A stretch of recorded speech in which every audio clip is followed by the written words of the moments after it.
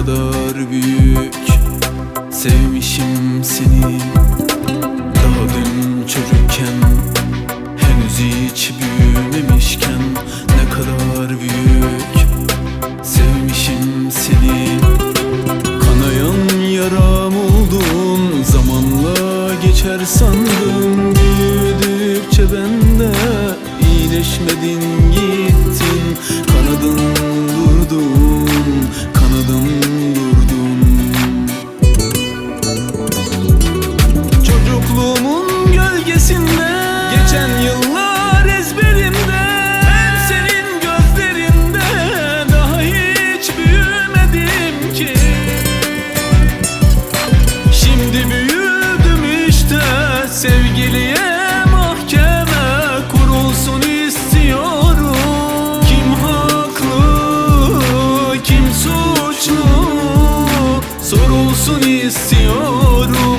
Kim haklı, kim suçlu sorulsun istiyorum.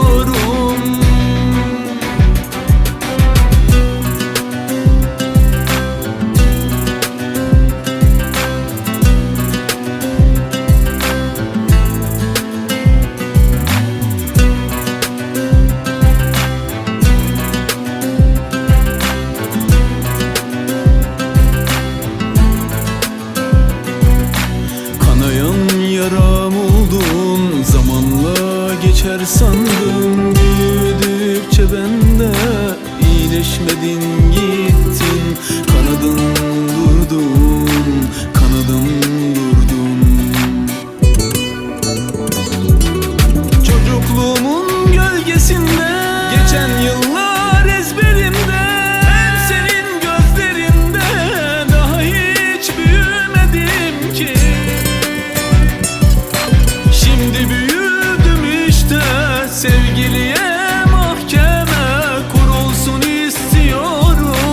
Kim haklı, kim suçlu sorulsun istiyorum.